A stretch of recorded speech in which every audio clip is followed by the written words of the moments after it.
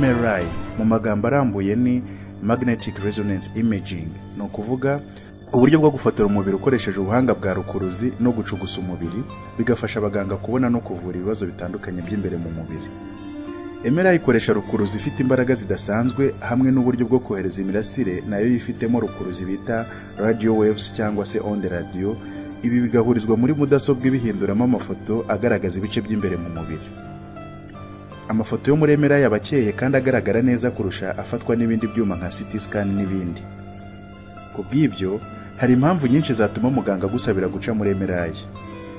MRI ishobora kubona amaraso yaviriye imbere mu mubiri wenda nk'uwaviriye mu bwonko. Ishobora kubona ihinduka ryabaye ku bwonko wenda nk'igihe umuntu yagize stroke.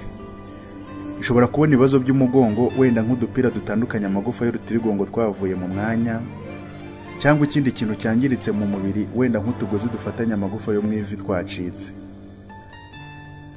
Kubera ko MRI ikoresha rukuruzi, mbere yo guca muri MRI bagusaba kubanza gukuramo ikintu cyose wambaye gikozwe mu cyuma, kandi uramutse ufite nk'icyuma cyashyizwe imbere mu mubiri wawe ntibyaba ari byiza guca muri MRI. Niba hari icyo ufite ubibwira ugucisha mu cyuma hakiri kare.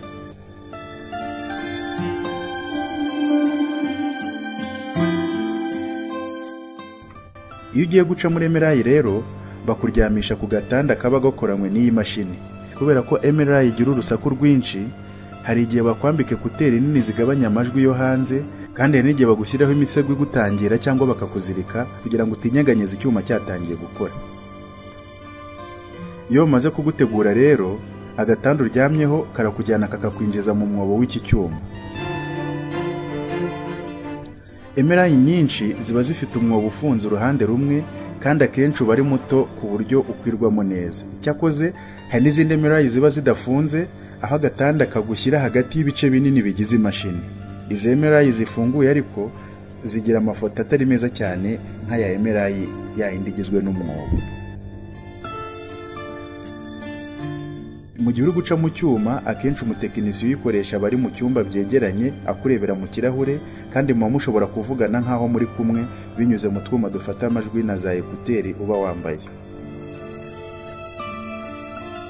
Dore uko iyi mashini rero ikora. Ibyuma bya rukuruzi bikuzengurutse birema za rukuruzi zisa n'izisunikana iruhande rwawe, gusa ntacyo we zagutwara. Hanyuma icyuma kikohereza ya mirasire yo mu bwoko bwa radio yifitemo ingufu za rukuruzi mu mubiri wawe. Iyo kimaze kuzohereza, imashini itangira gufata ibisubizo byerekana imbaraga ziri kuva mu bice bitandukanye by'umubiri wawe byanyeganyejwe na rukuruzi. Ibi bigahindurwamo amashanyarazi ajya gukora amashusho ateranyirizwa muri mudasobwa ziba zifatanye n'iyi mashini. Iyo bari kugufotora ubusabwa guhama hamwe ntunyeganyege kugira ngo utica amafoto. Hari n'igihe bagusaba kwinjiza umwuka ukawugumana igihe runaka. Muri rusange guca muri MRI bishobora gutwara iminota hagati ya 30 na 45 cyangwa irenzeho. Rimwe na rimwe kandi ushobora guhabwa umuti utuma amafoto arushaho kugaragara neza, kuko amafoto yafashwe wahawe uyu muti aba afite itandukaniro.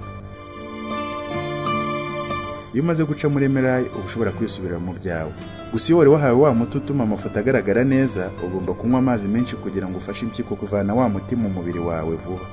Mwakoze, yari Dr. Muganga.